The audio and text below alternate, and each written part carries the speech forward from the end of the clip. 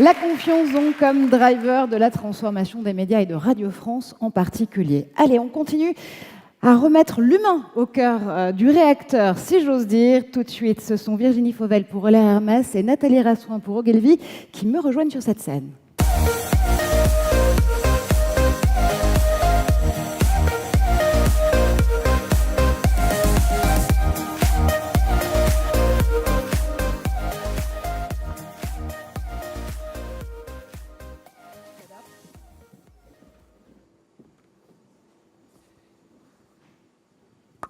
Bonjour. Bonjour. J'ai négocié d'être le journaliste. Donc je vais m'exercer devant vous à faire du journalisme. Voilà. Je suis le cobaye. Virginie Fauvel, bonjour. Alors on se connaît déjà quand même, je vous le dis. Et on ne peut pas rêver mieux que de vous rencontrer pour parler de l'impact, ou que de te rencontrer, parce qu'on ne va pas pouvoir durer longtemps avec le vous. Pour parler de l'impact de la transformation digitale sur la confiance, parce que finalement, ton parcours est déjà une suite de transformations digitales, et dans une industrie qui est très, très exposée, puisque c'est la banque assurance. Alors, ça a commencé à CTLM, oui. Avec, je pense, à l'époque, la stratégie Internet Monde, le e-business, enfin, c'était à un moment où on ne savait pas que c'était aussi important, je crois. Non, Google était tout petit.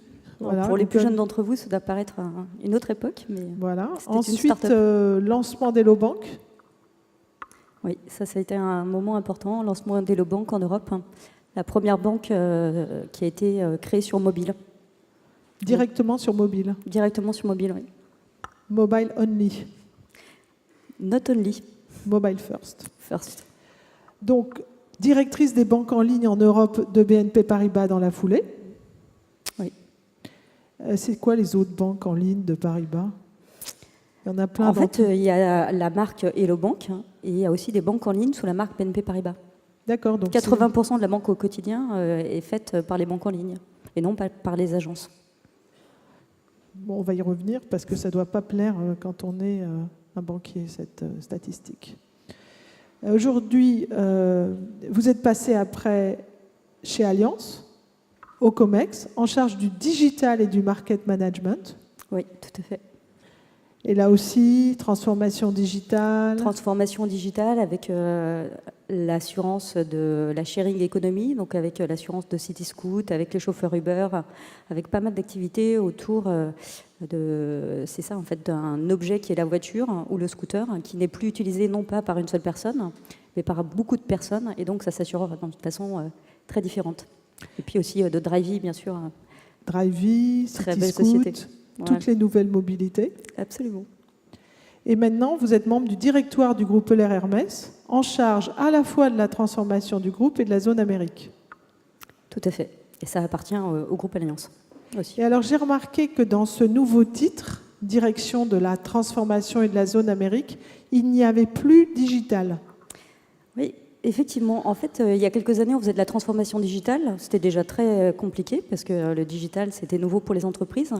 Mais aujourd'hui, avec l'arrivée de l'intelligence artificielle, avec l'arrivée du big data, avec l'arrivée des réseaux sociaux, des méthodes agiles, on ne peut plus parler uniquement de transformation digitale. C'est vraiment le cœur de l'entreprise qu'on transforme.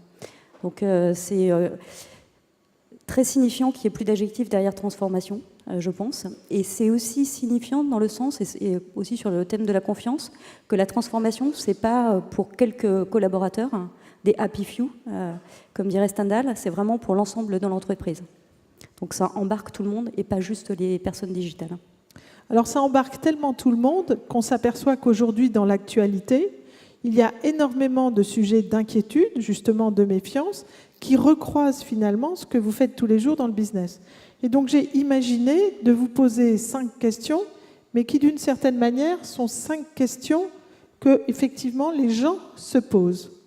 Alors la première, elle est très simple. J'étais en train d'aller à Toulouse, j'ouvre la Dépêche et je lis, c'est la une, en très gros, emploie un robot à votre place, sachant que la moitié de l'article était sur le fait que si je suis dans une agence bancaire, dans une assurance, etc., eh bien finalement, je serai bientôt remplacée par un robot.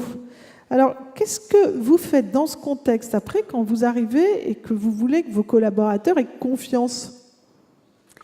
Oui, c'est une question qui est essentielle, parce que la transformation, il y a un grand pilier qui est technologique, hein, on le sait tous dans cette salle, mais il y a aussi un grand pilier qui est l'humain, les employés. Comment est-ce que je fais pour les embarquer? Donc on fait deux choses simples chez Euler Hermès. La première, c'est qu'on fait un geste d'amour chaque mois.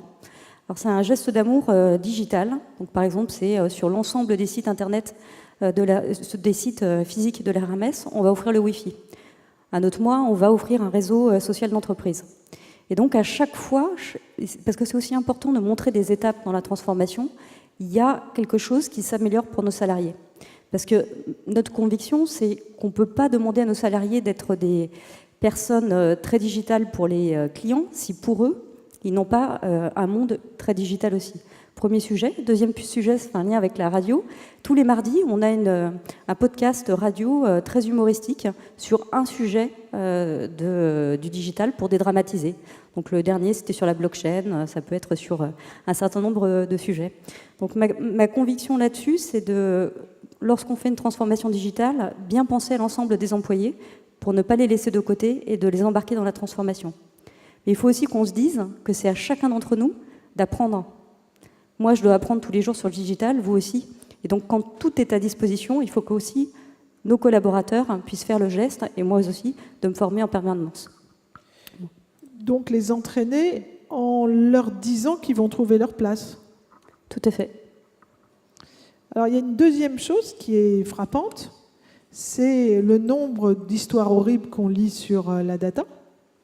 Et on a l'impression qu'il y a une forme de paradoxe, parce que d'un côté, on lit, alors le dernier, c'est Google ferme Google+, affecté par une faille de sécurité. Alors certains diront dans cette salle que Google cherchait quand même un moyen de fermer Google+, mais il n'empêche qu'il y a une faille de sécurité.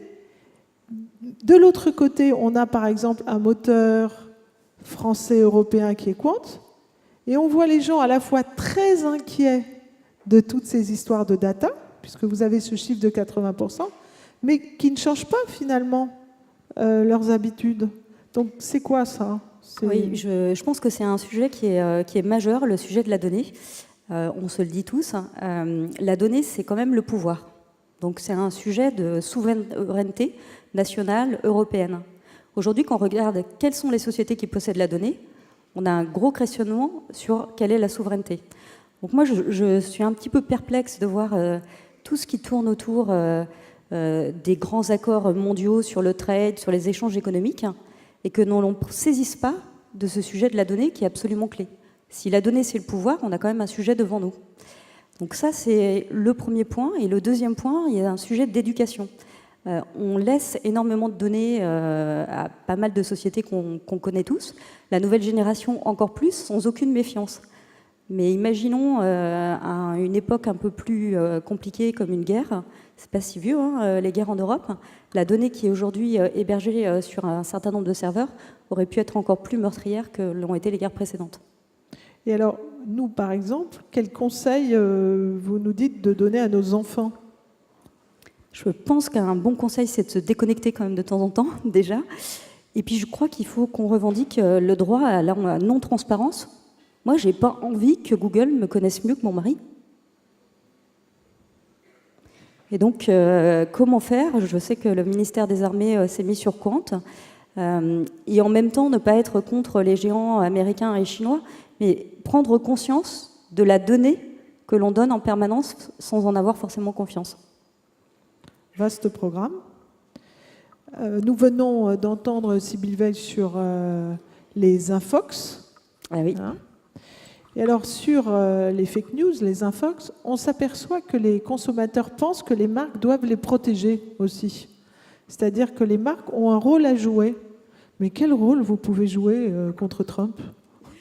Oui, c'est effectivement un sujet important, tout ce qui est infox. Alors, ce week-end, j'ai fini Marie-Antoinette de Stefan Zweig. Tu vas me dire, c'est loin de Trump, c'est vrai. Très bon livre que je vous recommande. Marie-Antoinette de Stefan Zweig. Marie-Antoinette de Stefan Zweig. Donc Okay. Marie-Antoinette, on connaît tous la fin, tragique, décapitée.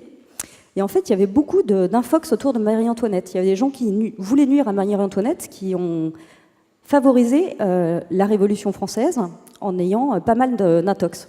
Je suis très républicaine et absolument pas monarchiste. Mais imaginons que ce même système arrive aujourd'hui la démocratie pourrait être complètement en danger. Parce qu'on a le café du commerce mondial des réseaux sociaux, parce que tout va très très vite, tout n'est pas filtré. Donc je pense qu'il y a un vrai danger pour la démocratie. Deuxièmement, la liberté de la presse. Alors ça, c'est un sujet qui est important, et je pense à aucun moment il ne faut la censurer. Moi, je suis Charlie, je suis Voltaire aussi, et je pense que si on considère que notre civilisation est une civilisation qui doit perdurer, on doit garder cela. Alors comment faire ? Parce que si on ne veut pas finir comme Marie-Antoinette et qu'en même temps on est Charlie et Voltaire, comment on fait ? Je pense que dès le plus jeune âge, il faut apprendre à l'esprit critique. Là, on revient aussi à Voltaire. Apprendre à décortiquer une nouvelle, apprendre à croiser l'information, apprendre à la vérifier. Je pense qu'on ne l'enseigne pas assez aujourd'hui. Donc en fait, pour moi, c'est un sujet d'éducation. Cours de fact-checking. Oui, je pense que c'est bien. C'est aussi important qu'apprendre la poésie. Et alors, pour les prochaines élections européennes, qu'est-ce qu'on fait ? Je pense qu'on est tous très embêtés. Je pense qu'on a un conseil, c'est aller voter. Et puis aussi prendre ses pieds pour aller voter, mais aussi pour aller discuter avec des personnes, aller convaincre. Et puis surtout discuter avec des personnes qui ne pensent pas comme nous. Parce qu'avec les réseaux sociaux, finalement, on ne parle qu'avec des gens qui pensent à peu près comme nous. Et ceux-là, ils n'ont pas besoin d'être convaincus pour aller voter. Donc votez ce que vous voulez, mais allez voter. Donc vous vous dites comme Barack Obama, aujourd'hui, il faut sortir dans la rue, parler dans les cafés aux gens qui ne pensent pas comme vous, parce que sinon, sur Internet, finalement, vous vous parlez entre vous et rien ne bouge. Exact. Barack Obama. Alors, il y a une question aussi que je voulais vous poser. Alors, je ne sais pas si dans la salle, beaucoup de gens ont lu Brotopia. Je recommande, parce qu'on parle beaucoup avec le mouvement MeToo de Hollywood, mais quand on lit Brotopia, on sent que la Silicon Valley, c'est pas tellement mieux. Et c'est ce qu'on appelle quand même souvent la bro culture, c'est-à-dire le fait que la technologie, il y a quand même beaucoup d'hommes. Et donc, alors j'ai une première question, c'est vous avez fait comment ? Oui, donc moi je suis ingénieure et je trouve que c'est un métier qui est formidable, être ingénieur, et j'encourage à ce qu'il y ait de plus en plus de jeunes filles qui aillent vers le métier de l'ingénieur. Et je crois que la publicité a un vrai rôle à jouer là-dedans. De mettre en scène pas uniquement des mères de famille, des femmes au foyer, ce qui est bien, mais aussi des femmes qui sont des métiers de la tech. Parce qu'on est abreuvé de publicité, c'est formidable d'ailleurs la publicité, mais du coup ça imprègne sur nos réflexes et sur la façon qu'on a d'appréhender les choses. Après, je pense qu'on a tous des anecdotes. Alors, une petite anecdote, ou un conseil, je sais pas, un truc. Moi, j'ai peut-être une anecdote et un conseil, alors, si tu me permets. L'anecdote, très rapidement, j'étais beaucoup plus jeune, et à un moment donné, l'entreprise pour laquelle je travaillais ouvre un pays et nomme un PDG homme pour le pays. Donc j'étais désespérée, je vais voir mon chef, je lui dis mais pourquoi on ne me l'a pas proposé ? Je parle espagnol, etc. C'était pour moi. Et là, mon chef me répond, mais tu es mobile ? J'ai entendu un rire. Ben oui, je il y a suis quelqu'un mobile, d'autre à qui pas c'est parce que je suis arrivé dans femme la que je salle. suis pas mobile. Donc voilà, affirmer ses ambitions, ça me paraît essentiel, que vous soyez mobile ou pas, mais dire là où vous voulez aller et quel pouvoir vous voulez prendre.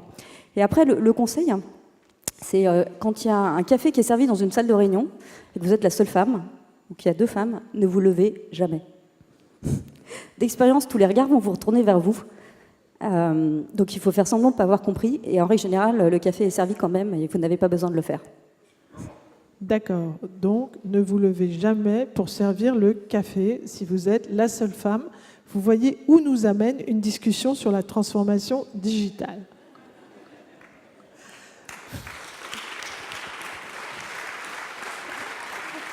Et j'ai une dernière question. Absolument. Allez, dernière question ensemble. Ceci est un tableau fait par une intelligence artificielle qui sera vendu aux enchères la semaine prochaine. Donc, les robots, l'intelligence artificielle peut faire comme les consultants, les conseillers, et ils peuvent aussi faire de la créativité ? Écoute, j'ai lu hier le livre d'Harari, tu sais, qui avait fait Sapiens, et là maintenant il dit 21 leçons pour le 21e siècle. Et il explique dans les toutes premières pages que l'intelligence artificielle va créer de l'art. Donc, parce qu'en fait, ce sont des phénomènes chimiques, ce qu'on ressent quand on a une œuvre d'art. Et donc l'intelligence artificielle va pouvoir reproduire ce qui nous rend heureux ou triste et émotionnel. Donc il dit que peut-être ça pourrait remplacer Britney Spears. Voilà, mais il a un doute quand même sur Marcel Proust et Mozart, et j'espère qu'il a raison. Merci beaucoup. Merci, à mesdames. toi. Merci infiniment pour cette discussion de très haute volée. Et ne vous levez plus pour servir les cafés. C'est saut 2018 tout ça. Merci encore une fois.